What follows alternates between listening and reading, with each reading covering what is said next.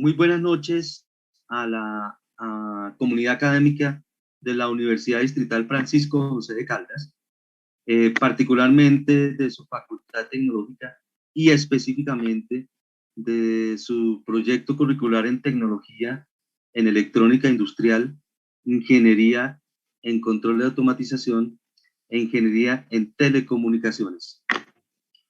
En esta ocasión me complace presentar en la 17ª versión del Congreso Internacional de Electrónica, Control y Telecomunicaciones a alguien que ya consideramos de nuestra casa, porque además de ser una muy buena persona, un gran amigo, es un académico de mucha relevancia, tanto para México como ya lo asumimos para Colombia. Gerardo Abel Laguna Sánchez. Gerardo es actualmente profesor investigador en el Departamento de Sistemas de Información y Comunicaciones de la Universidad Autónoma Metropolitana, la UAM, Unidad Lerma, y miembro del área de investigación en sistemas de información y ciencias computacionales. Gerardo es técnico en electrónica por el CECIT Wilfrido Massieu, o Massieu, del Instituto Politécnico Nacional, es ingeniero en electrónica de la UAM, de la Universidad Autónoma Metropolitana, de la Unidad Iztapalapa, o UAM 1. Es maestro en ingeniería en investigación de operaciones de la División de Estudios de Posgrados de la Facultad de Ingeniería DEPI de la Universidad Nacional Autónoma de México. Y es doctor en Ciencias de la Computación por el Centro de Investigación en Computación SIC del Instituto Politécnico Nacional. Son muchos los intereses de investigación que Gerardo nos ha brindado en estos años, pero sus intereses incluyen comunicaciones digitales, inteligencia computacional, aplicación de técnicas avanzadas de procesamiento digital de señales, las ciencias de la computación en general aplicadas a las comunicaciones digitales. Ha escrito múltiples artículos científicos, libros, dirigido tesis, participado en congresos internacionales. Las temáticas abarcan desde compensación digital de distorsiones no lineales, implementación en tiempo real de monitores de estabilidad, hasta construcción de cursos en línea con Google Course Builder, en fin, distribuciones alfa estables de modelado de ruido PLC, entre muchas otras. En esta ocasión, además de ser, como ya les dije, de la casa de nuestro Congreso Internacional de Electrónica, Control y Telecomunicaciones, nos quiere exhibir una reciente investigación para este Congreso que tiene que ver con el cómputo neuromórfico, la actualidad y sus perspectivas. Gerardo, bienvenido una vez más y muchas gracias por atender esta convocatoria. Al contrario, Harold, nada más confírmame que sí me escuchas bien. Estamos escuchándote perfectamente. Excelente, muy bien. Pues muchas gracias a toda la comunidad académica de la Universidad Distrital de Bogotá. Para mí es un placer, como siempre, poder platicar con ustedes. Efectivamente, me siento como en casa, ¿no? Somos colegas, amigos y sobre todo somos hermanos latinoamericanos. Entonces es un placer para mí poder compartir con ustedes estos avances de investigación que les voy a platicar. Se trata del cómputo neuromórfico, actualidad y perspectivas. Entonces, sin más preámbulo, vamos a comenzar, ¿no? Entonces, imaginen ustedes que tienen una máquina computadora muy pequeña, tan pequeña incluso como una célula, con un consumo energético también mínimo, por ejemplo, como lo es el caso de las neuronas, que consumen muy poquita energía y sin embargo son el sustento de una gran capacidad, en este caso la de nuestro cerebro. Por lo tanto, podemos hablar de una analogía con cierto procesamiento de cómputo con estas características, compuesta por elementos muy pequeños que consumen muy poca energía y por lo tanto ello nos llevaría de alguna manera a las nanomáquinas eventualmente, ¿no? De esto se trata precisamente un poquito de lo que vamos a hablar el día de hoy. Entonces, vamos a echar un vistazo, ¿no? Porque precisamente estas máquinas pequeñitas son posibles ahora justamente con el advenimiento de lo que se conoce como el cómputo neuromórfico. Vamos a platicar justamente en esta plática de qué trata esto del cómputo neuromórfico, que fundamentalmente regresa al cómputo realizado con elementos analógicos más que digitales, y para ello pues se soporta con operaciones en paralelo, fundamentalmente realizadas con nuevos componentes muy recientes construidos, que son los famosos memristores, de los cuales también vamos a platicar. Lo interesante de todo esto es que el memristor, y por lo tanto el memristor se vuelve un componente fundamental en vistas de este cómputo neuromórfico, que es fundamentalmente analógico y paralelo, y de muy reducidas dimensiones, con un consumo de potencia también muy pequeño. Entonces, esa es la idea. Vamos entonces a ver la primera parte, que es cómo estamos, ¿no? ¿Qué es lo que se está haciendo ahorita? Por ahora, y de entrada, pues queda claro que vivimos en la era de la computación digital. Toda nuestra forma de vida, todo lo que es lo que realizamos en la academia respecto a la enseñanza de la computación, está sustentada fundamentalmente en el paradigma de la computación digital, ¿verdad? La computación digital asume que todo lo que realiza la computadora lo hace con base en operaciones aritméticas, fundamentalmente, y lógicas.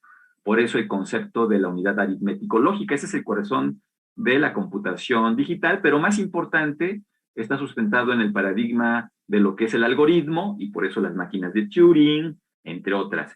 Entonces, esto es un hecho. Todo el poder que vemos en las tecnologías de la información, toda esta modernidad en lo que respecta a las comunicaciones que convergen con computación, lo cual es claro en los teléfonos celulares, por ejemplo, entre otras cosas.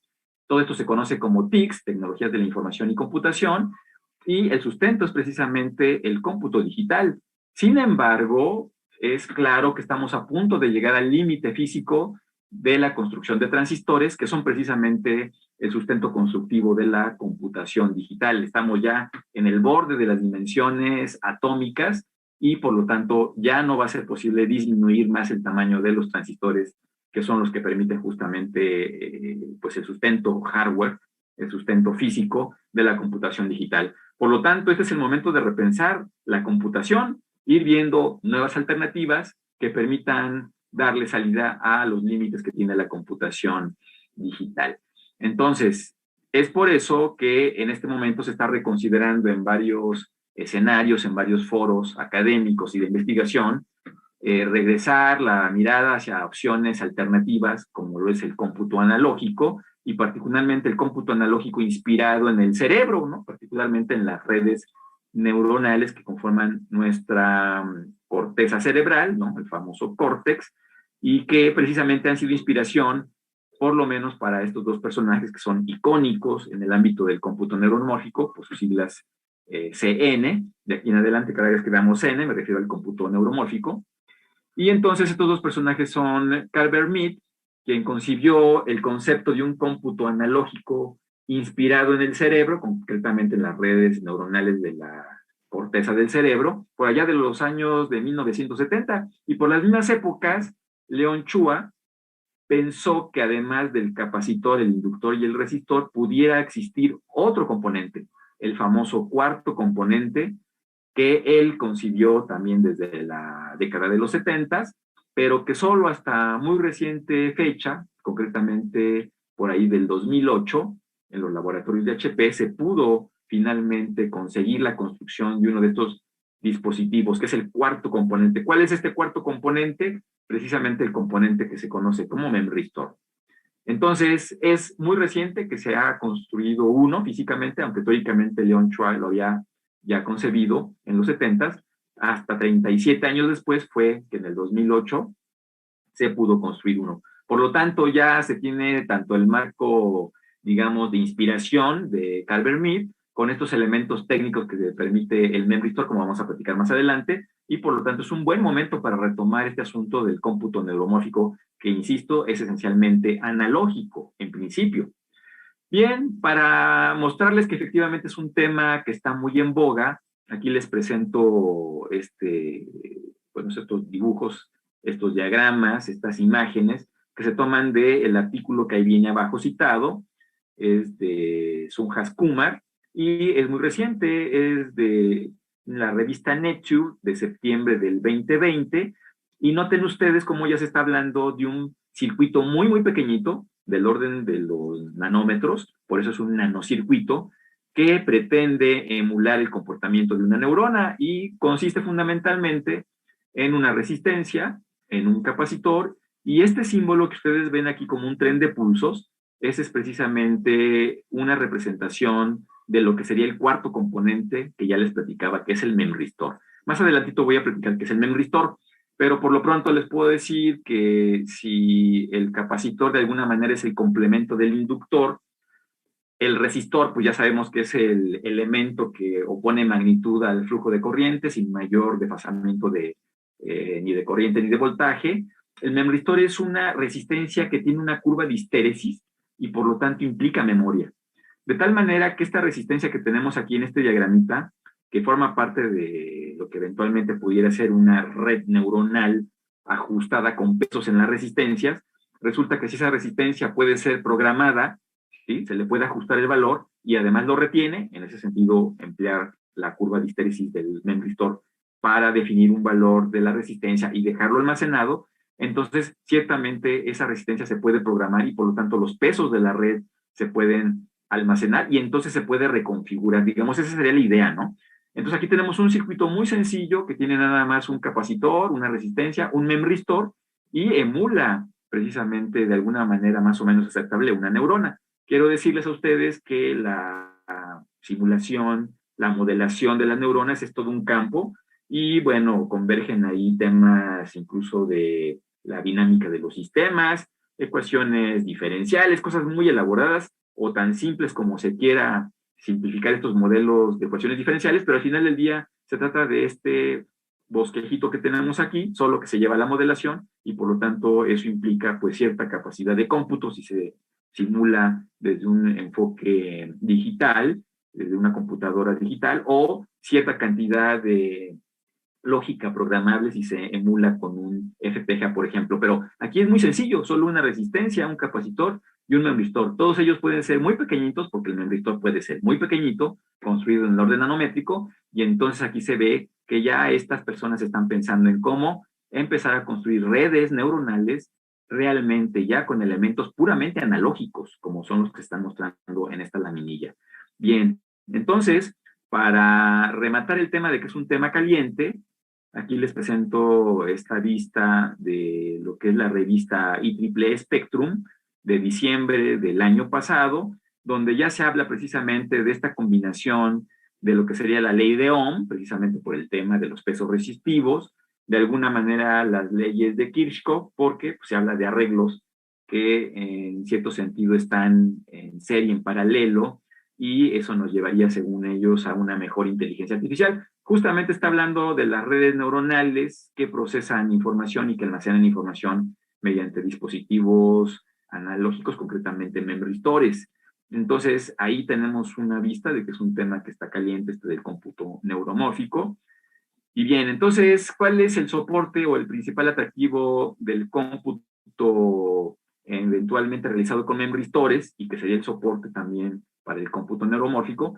Pues precisamente el hecho de que se pueden realizar operaciones directamente en la memoria, en tanto las resistencias permitirían construir estos arreglos de pesos y estos pesos implican de alguna manera información, pues se podrían hacer operaciones directamente sobre estos arreglos sin necesidad de mandar información a través de un bus a lo que sería el CPU, la unidad aritmético lógica, sino directamente en la memoria. Esa operación sobre la memoria es lo que se conoce como cómputo en memoria.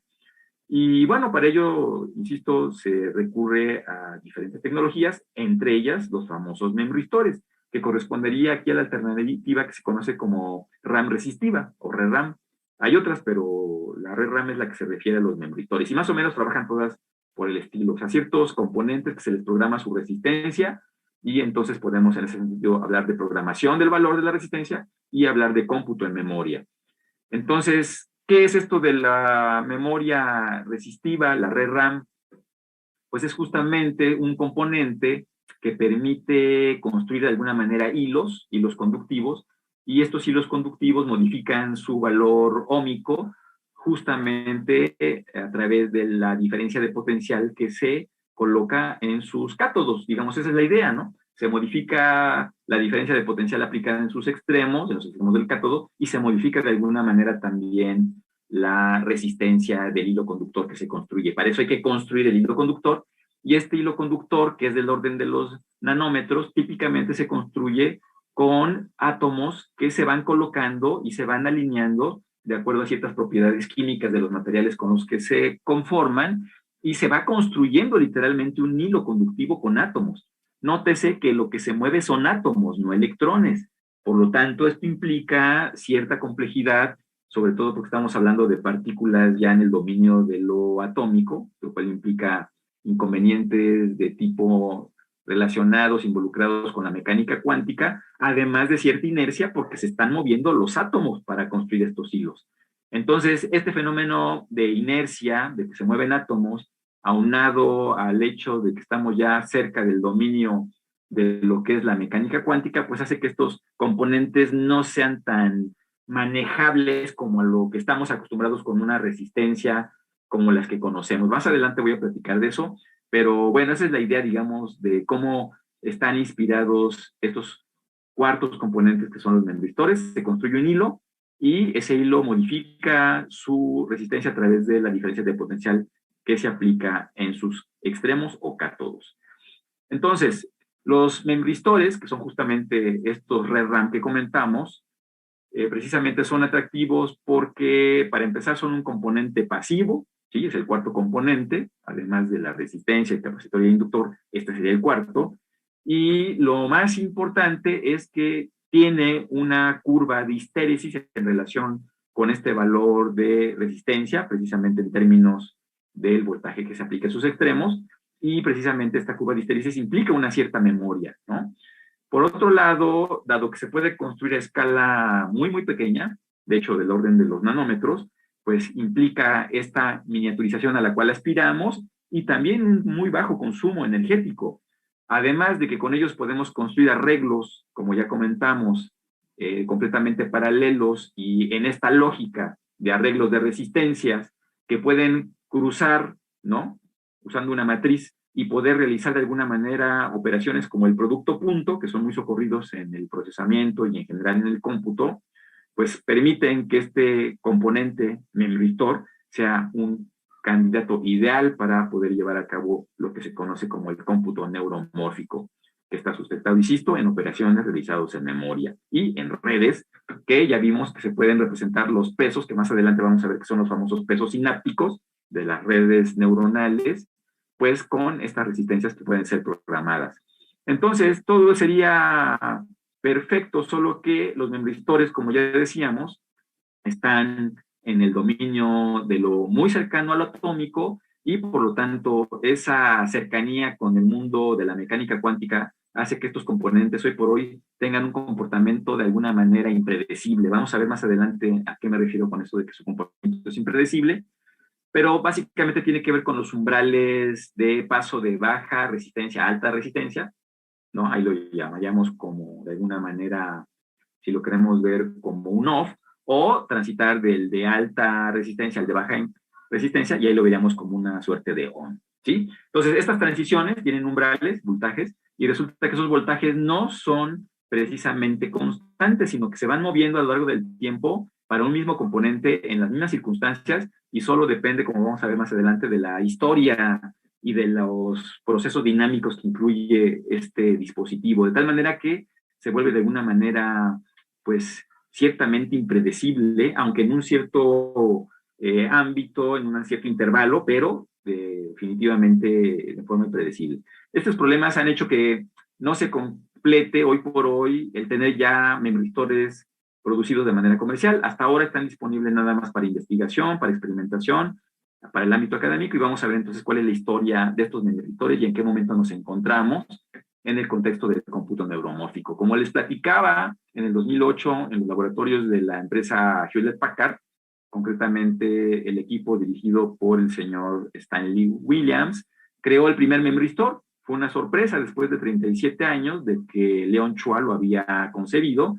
Fue hasta el 2008 que se pudo construir uno, y entonces pues fue una gran noticia, y rápidamente los laboratorios de Hewlett-Packard empezaron a concebir posibilidades en el uso de estos componentes, y así como ellos en el 2010, por ejemplo, piensan en un procesador que de alguna manera esté soportado por estos componentes recién descubiertos, los memristores, y hablan incluso ellos de una mente construida con memristores, ¿no? Así le llamaron a su procesador que se imaginaron, precisamente este enfoque de procesamiento en memoria, sustentado en los memristores, todo lo que ya platicamos, y bueno, empezaron a platicar y a trabajar sobre ello.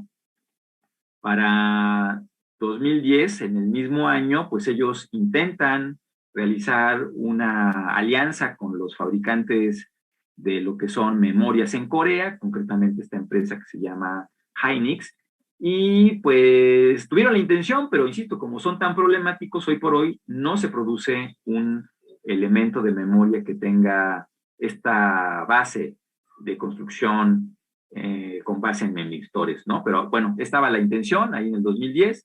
En el 2019, ¿no?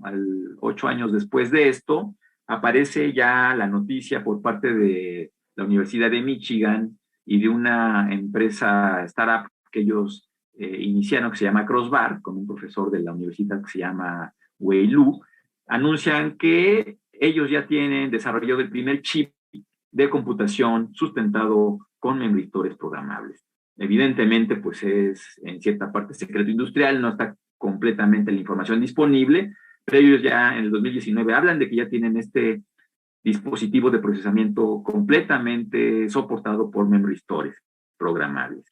En el 2020, los mismos laboratorios HP, junto con la Universidad A&M de Texas, desarrollan ese primer nanocircuito que ya les presentaba, muy pequeñito, que en principio pues emula una neurona y también está construido alrededor de un membristor de dimensiones nanométricas.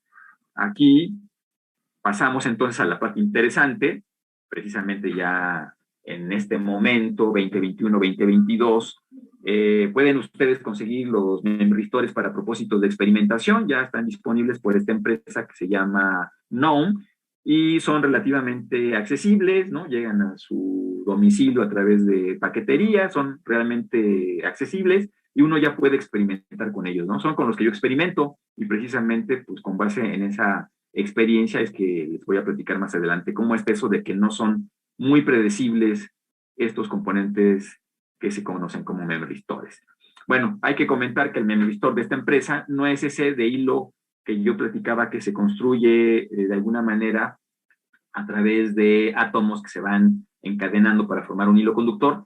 El memristor de NOM no funciona así, funciona de una manera ligeramente diferente, de hecho ellos tienen la patente de su tecnología, y a su tecnología ellos le llaman de alguna manera Self Direct Channel, ¿no? Por sus siglas en inglés SDC, que más o menos quiere decir como un canal que se construye a sí mismo, pero este canal no es un hilo conductor, quiero hacer énfasis en eso. Este canal más bien es un conglomerado de ciertos cúmulos de átomos de plata que se van formando en este canal conductivo, y dependiendo de la densidad de átomos de plata en estos cúmulos y de la cercanía de estos cúmulos, es que también se modifica la resistencia del componente memristor. Digamos, el principio es parecido, pero tiene detalles técnicos que lo hacen diferente, y por lo tanto esta empresa tiene la patente de estos componentes con esta idea. Más adelante voy a mostrar una laminilla donde se explica cómo es esto. Aquí está.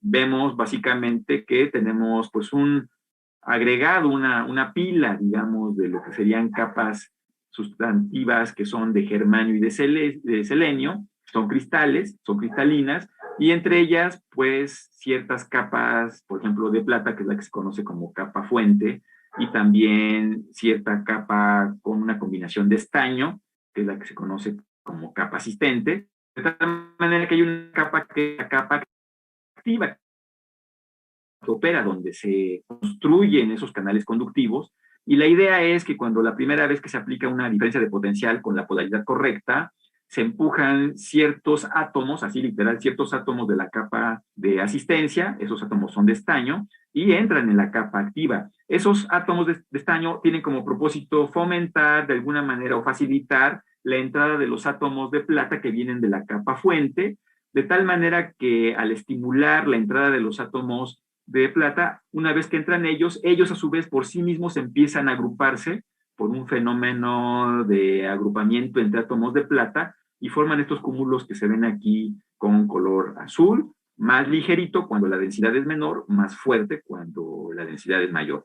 De tal manera que cuando estos cúmulos tienen una baja densidad de átomos de plata, podemos decir que la resistencia del canal conductivo es mayor, por eso hablamos de un estado de alta resistencia, es lo que significa HR, High Resistive State.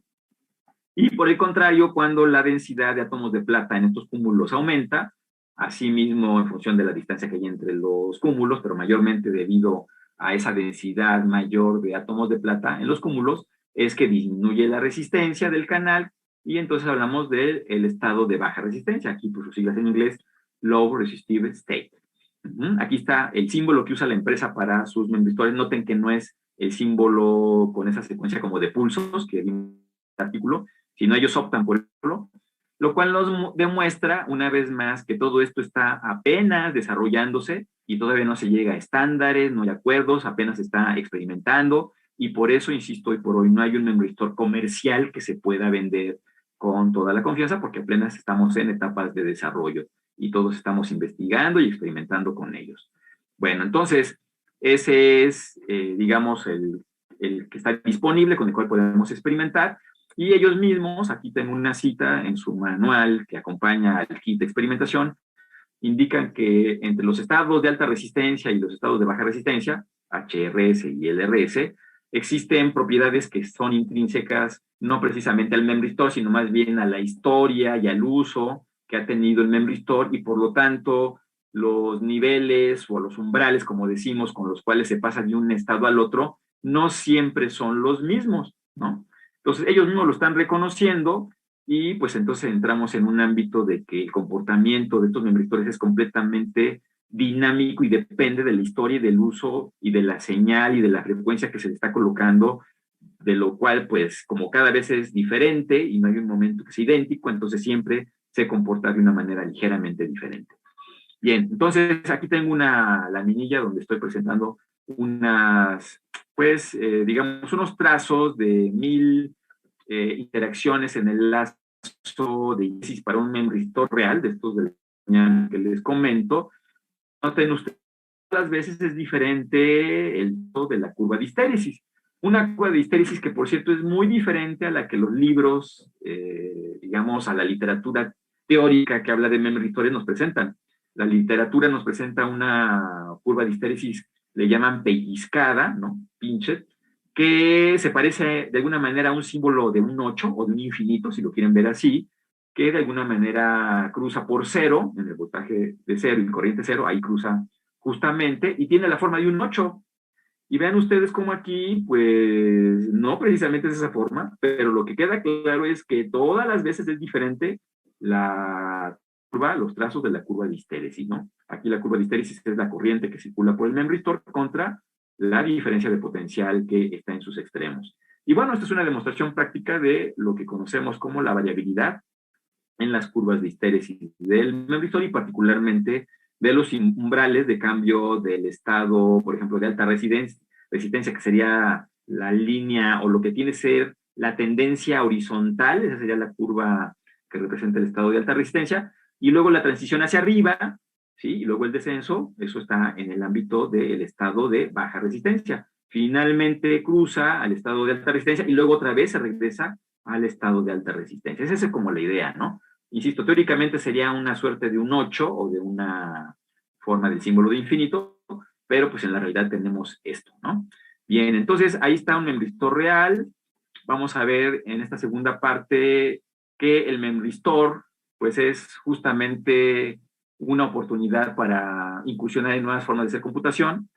La computación digital pues tuvo un éxito debido a que es universal, se opera de manera simple a través de interruptores, facilita el uso de la computadora a diferentes usuarios y cada usuario no necesita ser un experto en computación para usar y ser beneficiario de la computación. A la analogía del concepto de computación y lo que sería nuestro razonamiento, y finalmente un gran consenso teórico, una gran cantidad de literatura que hacen que el cómputo digital pues sea muy maduro, ¿no? Esos son los resortes que hicieron que la computación digital sea lo que es hoy, el paradigma, ¿no?, hegemónico. Y bueno, sin embargo, tiene pues algunos detalles, ¿no? Entre otros, el tema del consumo energético. Una computadora digital, pues si se multiplica por todas las que existen en el mundo, pues ya está consumiendo cerca del 10% de la energía que se produce en todo el planeta. Entonces, es una gran demanda de energía eléctrica, sobre todo porque conmutar, ¿no?, lo que está sustentado en conmutación, pues por definición no es precisamente la mejor forma de usar la energía, ¿no? Todo lo que es tecnología que conmuta esencialmente consume energía, y bueno, la computación digital está sustentada en estos principios de conmutación, por lo tanto es una forma de demandar energía importante en el mundo. Los límites físicos que ya platicábamos, estamos muy cerca de llegar al límite definido por el tamaño de los átomos, y ya no va a ser posible construir transitores más pequeños que sean confiables. Los que son muy pequeñitos ya empiezan a fallar precisamente por estos fenómenos cuánticos que platicábamos. Entonces no vamos a poder rebasar esa barrera del límite que representa el tamaño de los átomos. Asimismo, las arquitecturas digitales pues están de alguna manera sustentadas en el diagrama, digamos, en el paradigma, en el concepto de máquina que definió von Neumann, que se sustenta en una unidad aritmético-lógica conectada con una memoria, y esa memoria puede ser de datos o de código, pero lo importante es que tanto código como datos viajan a la unidad aritmético-lógica a través de unos buses. Ese hecho de que la información tenga que viajar de una memoria al lugar donde se procesa es lo que se conoce como el cuello de von Neumann, y aparece justo en los buses que permiten el intercambio de la información o de los códigos.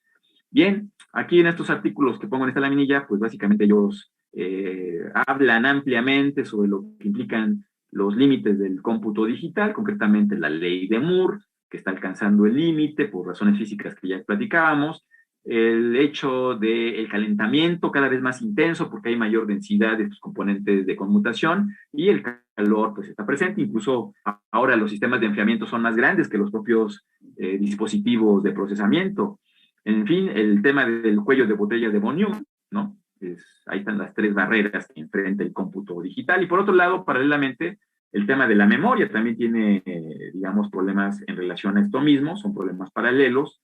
Por supuesto, la ley de Moore, el tema que implica la transferencia de datos entre la memoria y el ALU, que es el famoso cuello de botella de von Neumann, y el desperdicio eventual que se realiza de los sistemas que ya son obsoletos y que pues van generando un cúmulo de basura que pues a ciencia cierta no se sabe cómo se está disponiendo de él, ¿no? Es una realidad.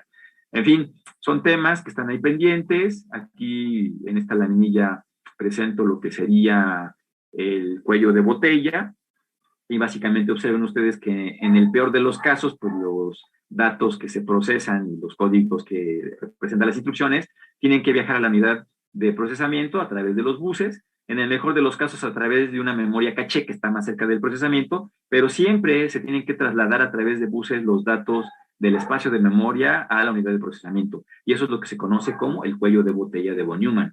¿Cuál sería la solución? Que el cómputo se realizara directamente en la memoria.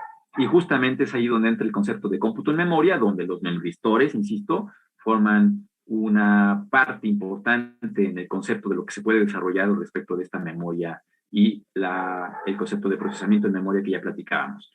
Bien, entonces la computación neuromórfica aparece de manera natural como una alternativa para el cómputo digital.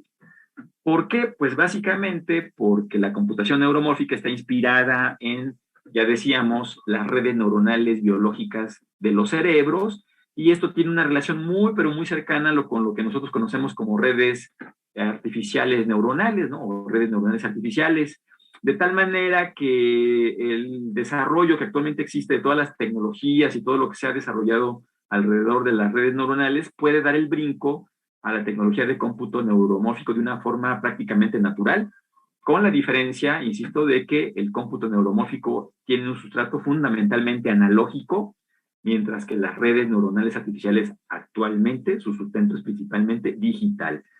En fin, el cómputo neuromórfico sigue creciendo, fundamentalmente a partir de la construcción del primer membristor en el 2008, y bueno, hoy por hoy, pues está aprovechando todo lo que se sabe para la aplicación de lo que ya se desarrolló para el cómputo de redes neuronales artificiales, trasladarlo al ámbito de las redes neuronales de picos, que son, digamos, las que ya emplean este contexto en principio analógico. Vamos a ver que en realidad todos los desarrollos que se están haciendo ahora mayormente se hacen emulándose sobre computadoras digitales, pero la aspiración es que eventualmente se llegue al dominio completamente analógico o parcialmente analógico al menos.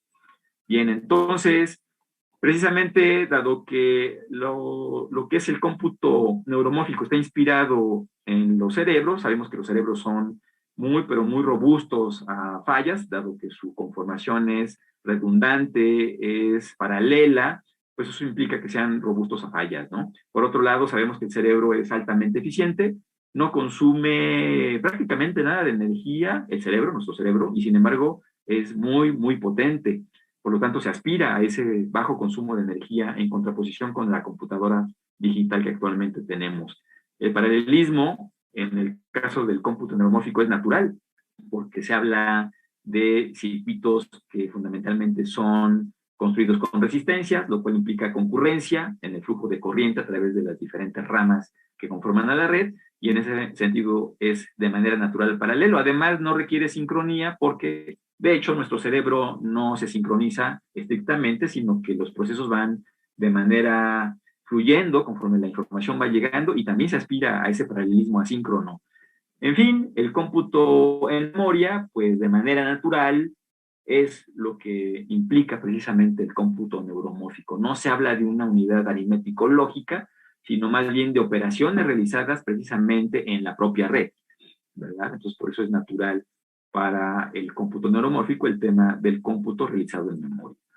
Bien, sin embargo, estamos apenas en el inicio de lo que es esta tecnología y los desarrollos que están realizándose en diferentes pues, universidades, instituciones, laboratorios, empresas que se dedican a las tecnologías, apenas están trabajando sobre esto. Es un buen momento para subirse a este tren.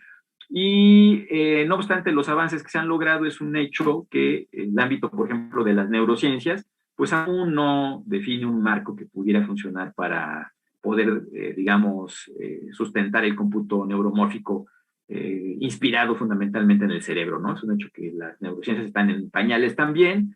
No obstante, pues, insisto, no necesariamente hay que emular el cerebro humano, ¿no? Recordar que los aviones modernos están inspirados en las aves, en los pájaros, y no necesariamente baten las alas como los pájaros, ¿no? Entonces es el caso también del cómputo neuromórfico. No es necesario esperarse a que las neurociencias expliquen el comportamiento del cerebro. Probablemente nunca lo logren, pero nosotros podemos ya como ingenieros ir avanzando en formas inspiradas en estas redes neuronales para poder lograr resolver problemas completos. Asimismo, todo indica que el cerebro, que es el referente, pues no tiene nada que ver con lo que actualmente hacemos nosotros en ingeniería. El cerebro trabaja con ciertas neuronas que, además de ser húmedas y blandas, pues su sustento es completamente biológico, ¿no? Y su interrelación es bioquímica y electrofísica, mientras que nosotros trabajamos con sustratos completamente duros. En fin, los sistemas neuromórficos artificiales entonces deben usar la tecnología disponible y no aspirar a precisamente copiar el cerebro tal cual, digamos, sería la idea de esta laminilla, ¿no? Bien, entonces, en general, el reto hoy es poder hacer computación con lo que sea, con lo que esté a la mano, ¿sí? Aquí en esta laminilla les presento un desarrollo que aparece en el 2020, donde aparece una estructura nanométrica, ¿no? Ahí con ciertos sustratos, pueden ver el artículo para ver más detalles, pero lo importante es que con esta estrella que se ve aquí, de orden nanométrico, y aplicación de ciertos voltajes, se pueden obtener resultados similares a las compuertas lógicas AND, OR exclusiva, etcétera, pero con un constructo que está en el orden nanométrico y que no precisamente se trata de compuertas analógicas construidas con transistores que conmutan. Esto es simplemente un arreglo en estrella de tamaño nanométrico que, al aplicar ciertos potenciales y con ciertas características que, insisto, rondan el ámbito de lo que sería la mecánica cuántica, en promedio se comportan como una compuerta AND, una compuerta OR o una XOR, según las reglas que define el propio artículo. Entonces, esto nos habla de que se puede hacer computación de diferentes formas a la que conocemos actualmente como la computación digital. Entonces, a esto de hacer computación con cualquier cosa que esté disponible, con cualquier propiedad física que me permita hacer cómputo, es lo que se conoce en general como computación no convencional. También se le conoce como computación natural, computación emergente, computación física, incluso computación inmateria. Y bueno, entonces estamos justo en el momento de repensar el cómputo y por eso se habla de estas nuevas formas de hacer cómputo prácticamente con cualquier propiedad que esté a la mano. Y pues también surge de nuevo el cómputo analógico que había quedado olvidado por ahí de la década de los 60, retoma fuerza, ¿no? De nueva cuenta, porque todo indica que el cómputo neuromórfico tiende, aspira a tener una base fundamentalmente analógica. Por allá quedaron esas máquinas en el olvido, pero ahora el cómputo analógico está retomando fuerza. Entonces aquí en esta laminilla tenemos una esquematización de lo que sería la historia de la computación, partiendo aquí del siglo XVII con la famosa Pascalina, pues una maquinita que podía hacer operaciones aritméticas fundamentalmente de suma mecánicamente, y luego un brinco importante en el siglo XX con el impulso de la computación digital y también de la computación analógica, fundamentalmente por el tema de la Segunda Guerra Mundial, y de ahí la irrupción de la computación digital como la reina, ahorita en el siglo XXI, que además base para otros tipos de computación, como la computación cuántica, la misma computación neuromórfica que ahorita se está emulando en computadoras digitales, y empiezan a surgir ideas en otro sentido, como por ejemplo computación realizada con moléculas, ¿no? Que ahí está ya rayando pues, dominios muy diferentes a lo que implica la pura electrónica, otras que hablan de cómputo con nanotubos, otras que hablan incluso de cómputo con las moléculas de ADN, y en general todo esto ya pues está en el ámbito del cómputo no convencional. Ahorita nosotros estamos en lo que sería el umbral, ¿verdad? De lo que es en principio el cómputo neuromórfico y también del cómputo cuántico, entre otras formas, ¿no? Bien, entonces, durez del cómputo digital, pues es evidente en este momento, estamos en la era de la computación digital, empiezan a aparecer nuevas formas, menos maduras, pero ahí van, y eventualmente se aspiraría a hacer computación prácticamente con cualquier propiedad física, como ya les platicaba.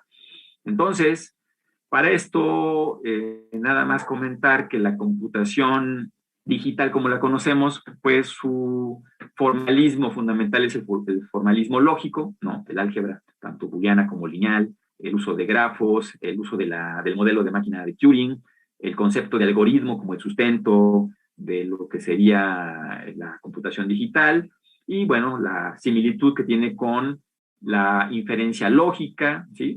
El seguimiento de pasos dentro del ámbito completamente de las ciencias computacionales. El cómputo neuromórfico ya implica otros ámbitos, como por ejemplo el probabilístico, que implica el uso de herramientas como máquinas de Boltzmann, curvas de distribución de probabilidad, y hace referencia ya no nada más al algoritmo, a la máquina de Turing, sino a conceptos como generación de pulsos, muestreo, entre otros, y ya no nada más a lo que sería seguir pasos, sino incluso a grados de creencia, y todo esto nos lleva al ámbito de las ciencias cognitivas, ¿sí? Además, ya dijimos que el esquema básico de una neurona modelado de una manera rápida sería a través de una resistencia y un capacitor, y eso pues nos lleva a los sistemas que se representan mediante ecuaciones diferenciales, ¿no? Estamos ante la dinámica de los sistemas, y eso pues está completamente en el ámbito de la física, de donde hay una buena relación con lo que implicaría en el hombre pues, la coordinación sensomotora. Entonces, ya para hablar de cómputo neuromórfico, si ustedes están interesados, ya no basta nada más el formalismo lógico, sino ya entran en juego probabilístico y el que está orientado a los sistemas dinámicos con la correspondiente participación de las ciencias cognitivas y de la física, entre otras. Bien, entonces, el futuro de la computación digital es difícil que termine en tanto el nivel de madurez que ya platicábamos. Efectivamente, vienen en puerta otros cómputos, como el cómputo neuromórfico y otras clases de computación no convencional, pero es un hecho que la computación digital no va a morir pronto, o sea, eso hay que estar conscientes. De hecho, la computación digital es nuestra gran herramienta, porque con independencia de sus problemas que ya platicábamos, es un hecho que mediante cómputo digital podemos emular los nuevos métodos de cómputo, los nuevos paradigmas de cómputo, y entonces la computación digital, lejos de desaparecer, se va a volver nuestra herramienta para poder explorar estas nuevas formas de hacer computación.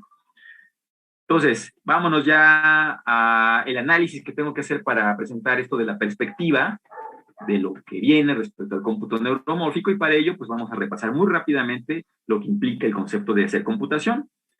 ¿Qué implica hacer computación?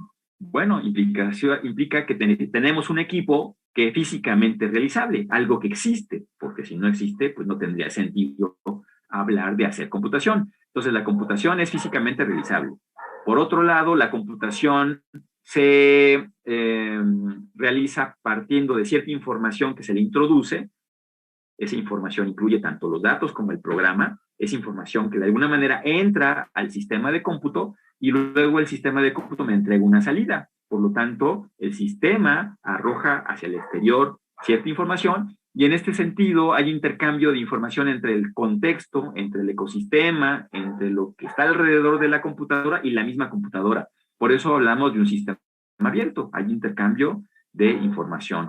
Por otro lado, la computación tiene cierta relación de significado del objeto que estoy yo procesando. En este caso, en el cómputo digital hablamos de números binarios que representan algo. Cuando yo proceso ese número, estoy haciendo un procesamiento sobre ese número que representa algo en el contexto de mi problema. Por otro lado, la computación también tiene cierta asociación cognitiva con lo que nosotros como humanos hacemos en nuestro cerebro. Concretamente, la computación digital, cuando sigue pasos en un programa, cuando de alguna manera está sustentado en un algoritmo, pues de alguna manera habla de método, de un procesamiento mental lineal y todo esto que tiene una relación con nuestra capacidad cognitiva de pensamiento y método. La computación finalmente evoluciona, esa máquina evoluciona en el tiempo y va cambiando sus estados conforme va avanzando en el tiempo. Por lo tanto, el cómputo implica evolución a lo largo del tiempo. En fin, todas estas características son características generales de cualquier computación, por supuesto de la computación digital, pero también de las demás computaciones. En general, entonces, y ya en resumen, el cómputo en cualquier sentido, sea digital, sea analógico, sea el cómputo neuromórfico, sea el cómputo cuántico, sea el cómputo no convencional, en todos los casos es un cómputo que es realizable, número uno. Número dos, es un sistema abierto. Número tres, existe una correspondencia semántica, tiene significado lo que estoy representando en el sistema. Número cuatro, hay correspondencia con cierta capacidad cognitiva del humano. Y finalmente, la máquina evoluciona en el tiempo.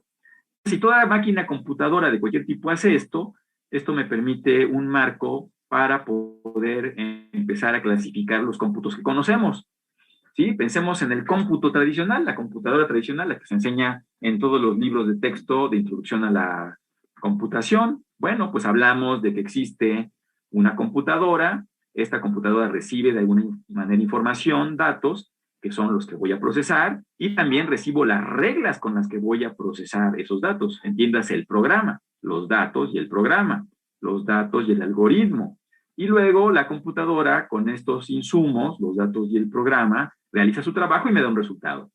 Es realizable, es un sistema abierto, hay correspondencia semántica, hay correspondencia cognitiva y la máquina evoluciona. Ya concretamente en el ámbito de la computación digital, vemos que, por ejemplo, los datos se codifican como números, concretamente números binarios.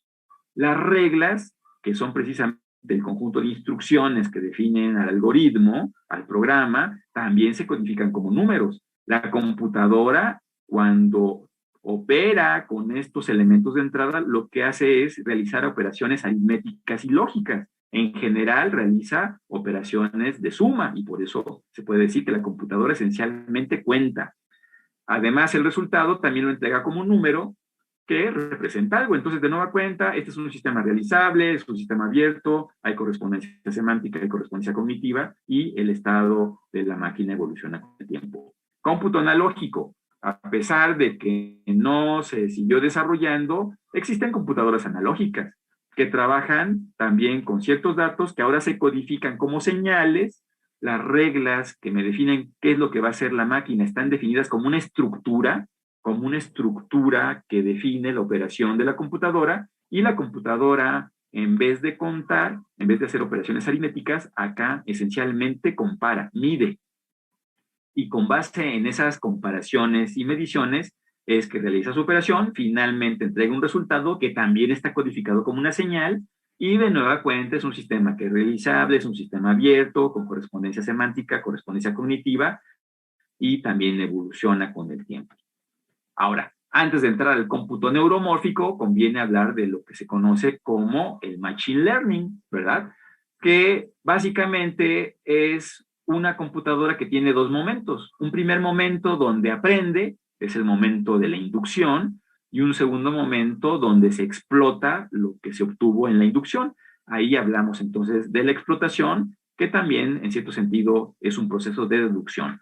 Entonces, para la inducción partimos de ejemplos, ¿sí? Tenemos datos de ejemplo, marcamos de alguna manera cuál es el resultado que queremos, y la computadora de alguna manera, ¿verdad?, induce las reglas que permiten conseguir los resultados necesarios con los datos de ejemplo. Una vez que yo tengo las reglas inducidas, ahora con esas reglas, ese es mi insumo de entrada, mi programa, por decirlo de alguna manera, mis reglas para el segundo momento, junto con datos que ahora son nuevos datos, no son los de entrenamiento, son datos. Y con eso, ahora sí, resuelvo mi problema porque obtengo el resultado que necesito. De nueva cuenta, un sistema de aprendizaje maquinal o machine learning es realizable, es un sistema abierto, con correspondencia semántica, con correspondencia cognitiva, y también evoluciona a lo largo del tiempo. Finalmente, el cómputo neuromórfico es una suerte de machine learning, porque también tiene un momento de entrenamiento y también tiene su etapa de explotación.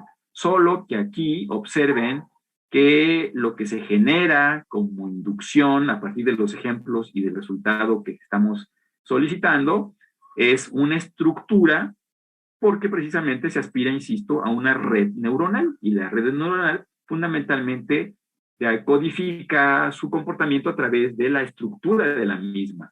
Por eso hablamos de un cómputo neuromórfico genérico que permite inducir esa estructura, y luego con esa estructura podemos ya pasar a una red neuronal dedicada de picos, que es la famosa red neuronal del cómputo ya neuromórfico, que puede ser genérico o específico, pero ya puede resolver problemas con datos nuevos, y ese es, digamos, el esquema general de lo que sería el cómputo neuromórfico. Bien, entonces ya con este breve repaso de lo que sería el cómputo en general y del cómputo digital en particular, así como del cómputo neuromórfico en particular, podemos ya pasar, serían las perspectivas del cómputo neuromórfico en el mediano y largo plazo. Para empezar, voy a representar las dos etapas con este símbolo, que parece ser un sobre, ¿no? Un sobre de una carta, con una parte que está en gris claro y una parte que está en gris oscuro. La parte de gris claro implica la etapa de entrenamiento, con lo que ello implica, y la etapa de gris oscuro, la etapa de explotación, también con lo que ello implica. Para simplicidad de la exposición, pues voy a obviar los detalles, nada más voy a hacer referencia al esquema genérico, que aquí ya lo tengo, y eventualmente vamos a hablar entonces de que tanto el cómputo de entrenamiento como el cómputo de explotación podrían desarrollarse a través de un sustrato puramente analógico, a través de un sustrato puramente digital, o de una combinación de lo analógico con lo digital, que yo denomino híbrido. Tanto el cómputo de entrenamiento como el cómputo de explotación permitirían esas realizaciones prácticas. Por lo tanto, tenemos las combinaciones correspondientes, ¿no? 3 arriba, 3 abajo me da un total de 9 combinaciones, que son las que voy a pasar a analizar a continuación. Para ello, voy a hablar de métricas de versatilidad y métricas de desempeño. Versatilidad tiene que ver con qué tan factible es que la máquina me permita resolver problemas en lo general, que se pueda moldear, que se pueda adaptar y que sea fácil de construir, ¿no? Entonces, que sea fácil de construir es factibilidad, que me permita resolver problemas de toda índole es universalidad, que pueda adecuarse a las condiciones específicas de cada caso, eso es plasticidad. Y por otro lado, métricas de desempeño. ¿Qué tan pequeña la puedo construir? ¿Qué tan rápida puede ser? ¿Qué tan poco consumo de energía puede demandar? ¿Sí? Entonces ahí tenemos las métricas de desempeño. Con esas métricas y las combinaciones que ya les platicaba, que son 9, yo califico las diferentes combinaciones siguiendo los siguientes puntajes. Asigno un 5 para un desempeño bueno en general, asigno un 0 para un desempeño promedio, ni bueno ni malo, y asigno un -5 para un desempeño que sería francamente malo. Con esas 3 calificaciones y con las 9 posibilidades que ya platicaba, me aboqué a calificar las diferentes combinaciones. Por ejemplo, aquí hablamos de cuando el cómputo de aprendizaje se hace con un sustrato puramente analógico, si es que eso es posible, y cuando el cómputo de explotación se hace con un sustrato puramente analógico. Y luego todas las combinaciones, ¿no? Sustrato para el cómputo de aprendizaje, sustrato para el cómputo de explotación, hasta llegar a la combinación donde es híbrido el cómputo de aprendizaje y también es híbrido el cómputo de explotación. Y bueno, para todos ellos yo he calificado en función de mi experiencia, en tanto qué tan difícil o fácil es el diseño de un sistema analógico digital, qué tan universal es para resolver problemas de todo tipo, etcétera, etcétera, etcétera, ¿no? Es en mi experiencia, esto puede ser discutible, pero yo propongo esto, ustedes pueden incluso proponer su propia valoración y evaluación, pero con estos criterios que yo consideré, llego a calificaciones totales, ¿sí? Donde se suman todos estos, y para la rama, o digamos la etapa de aprendizaje, llego a un puntaje. Por ejemplo, en esta primera línea analógica, considero que no le fue tan bien a la parte de cómputo en la etapa de aprendizaje cuando es sustrato en principio puramente analógico, y le fue muy bien en la parte de explotación con el mismo sustrato analógico, ¿no? Y así van cambiando todos, ¿sí? Hay que verlo con detalle, no me voy a detener en esto mucho porque no los quiero agobiar, pero el tema se puede graficar aquí, en esta laminilla se ve justamente ya el efecto de todas esas combinaciones. Aquí tenemos las 9 combinaciones y quedan colocadas de acuerdo a los puntajes que ya comentábamos, ¿no? El puntaje para la eficiencia, las métricas de eficiencia, el puntaje para las métricas de versatilidad. Y vemos cómo, en general, el peor desempeño en eficiencia, pero el mejor desempeño en versatilidad, lo tiene la combinación que es digital para el entrenamiento y digital para la explotación, ¿sí? Ese es el mejor puntaje en versatilidad, pero el peor en eficiencia, y está aquí. Ahora, el mejor en eficiencia, pero el peor en versatilidad, lo tiene la combinación donde el entrenamiento se hace con un sustrato analógico y la explotación también con un sustrato analógico. Y tenemos los puntos intermedios, donde hay una peor puntuación neta, que es donde se tiene el entrenamiento con un sustrato puramente analógico y la explotación con un sustrato puramente digital. Pues parece claro, porque toma lo peor, digamos, de lo disponible, ¿no? Lo más difícil para hacer el entrenamiento sería un sustrato analógico, y lo menos eficiente para hacer la explotación sería un sustrato digital. Por otro lado, la combinación que mejor combina, digamos, lo mejor de los mundos es un sustrato híbrido para el entrenamiento y un sustrato puramente analógico para la explotación. Así tenemos esta carretera que está definida en los linderos por la parte superior, el lindero de lo que es muy recomendable, hacia arriba incluso lo ideal, que no se alcanza, y luego el lindero de lo que no es recomendable, incluso fuera de este camino, de esta carretera, está el peor de los casos, que tampoco se alcanza. Y entonces este camino es el que yo conozco o le llamo el camino de lo práctico, la ruta de lo práctico. Y ahí se va moviendo el desarrollo del cómputo neuromórfico, como un poquito más adelante voy a comentar.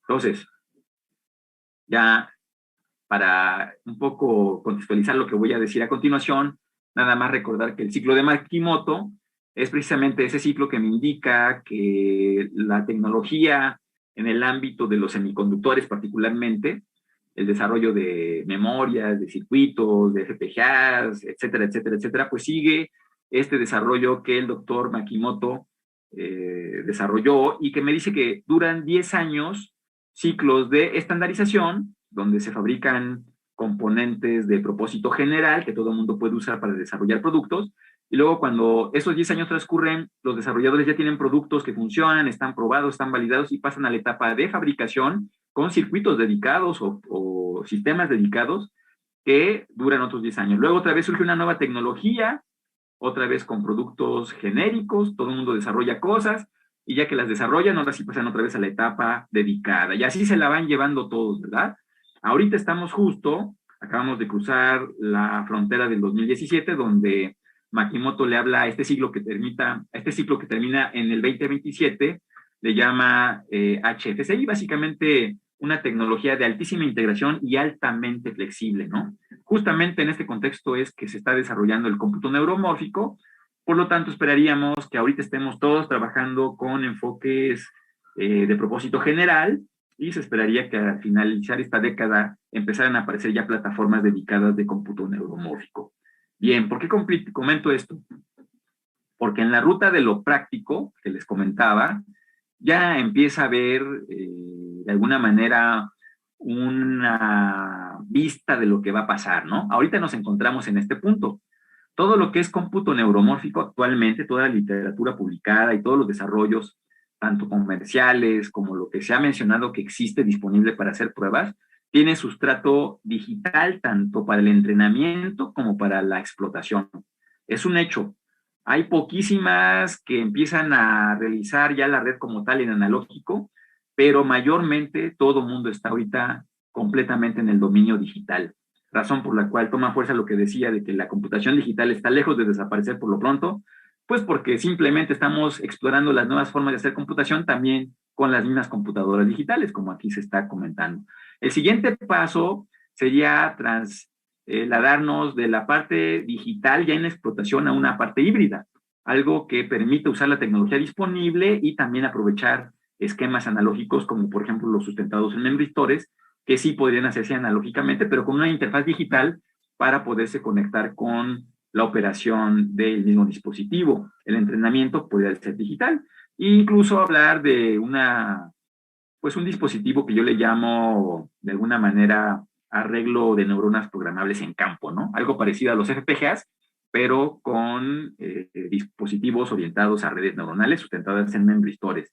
Y eventualmente la etapa de productos dedicados, que ya sería, como les decía, la segunda etapa de lo que sería ya digamos, los productos dedicados después de la etapa de uso de componentes genéricos que está hasta esto que está aquí, los primeros dos. Entonces, ahí está lo que viene, y ya prácticamente para terminar, ¿qué evidencia tenemos de esto que estoy comentando?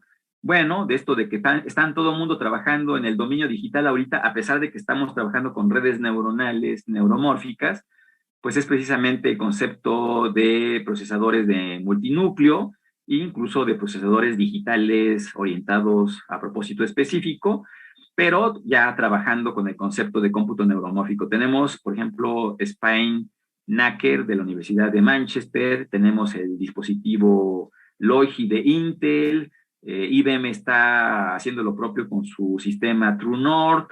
Hay un par de universidades chinas que tienen sus propios desarrollos, Darwin y Tianjai, y esta empresa que habla ya de dispositivos System on Chip neuromórficos, ¿no? La compañía se llama BrainChip, Akida es el producto que están ellos comentando, y eso en el ámbito completamente digital, tanto para entrenamiento como para explotación. Y yo detecto algo que puede ser híbrido, aunque no hay certeza, porque insisto, no hay información abierta de lo que hay secreto industrial, pero lo que comparten, lo que pueden publicar y más o menos se entiende y se puede vislumbrar, está esto que serían como dispositivos de propósito dedicado a neuromórfico híbridos, donde pareciera ser que la parte de entrenamiento se hace con un sustrato digital, y ya la parte de explotación, la red neuronal de picos, esta que es la red neuronal neuromórfica, pues con una parte de cómputo en memoria sustentada en memristores, como ese procesador que les platicaba, pero una interfaz que finalmente es digital para conectarse con el contexto, ¿no? Entonces ahí está la famosa propuesta de Crossbar Chip, ¿sí? Y incluso esta que se llama ROLS de la Universidad de Zurich, donde uno pensaría que ya están en un concepto híbrido, ¿no? Digital híbrido. Y por ahora, hasta lo que yo sé, no hay nadie que tenga lo que sigue en la ruta de lo práctico, que sería entrenamiento digital y ya una red de cómputo neuromórfico completamente analógica. No tengo yo datos de que exista, pero no quiere decir que no pueda aparecer próximamente. Ya estamos a punto de terminar. Estamos a punto de terminar. Entonces, ya nada más para decir lo que vendría en el mediano plazo, pues sería pasar de los esquemas de desarrollo y emulación que actualmente están trabajando con sustratos puramente digitales, tanto para lo que es el entrenamiento como la explotación, pasar a esquemas que sean híbridos en cierta parte, ¿sí? Y el desarrollo y evaluación y prueba eventualmente pues permitirá incorporar en explotación sustratos híbridos para que finalmente ya productos que puedan comercializarse, digamos en la segunda etapa, la que sería de personalización o de productos dedicados, pues sí, ojalá pudiéramos ver ya cómputo neuromórfico con una base de explotación completamente analógico, pero ese es el ideal, todavía no estamos en ello, es a lo que se aspiraría, ¿no? Un cómputo neuromórfico que pasara de lo digital, que es en lo que estamos ahorita, a completamente analógico como la aspiración de Cadder-Mead allá en los 70.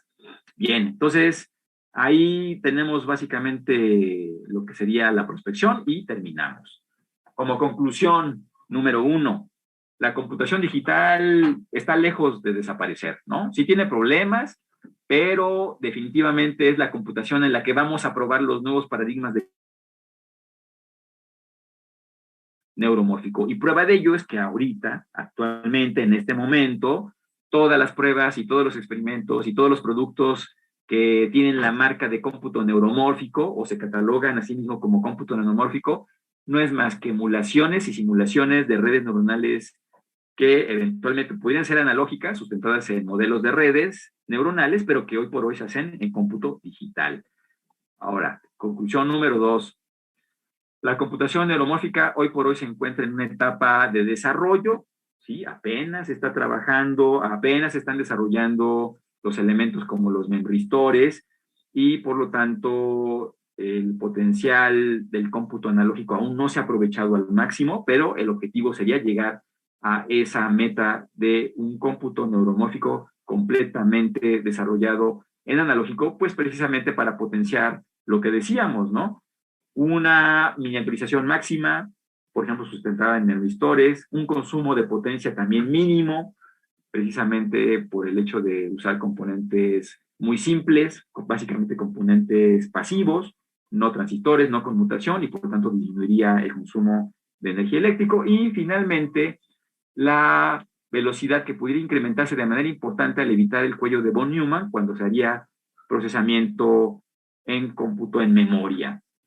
Finalmente, la tercera conclusión es que los memristores parecen ser un componente clave.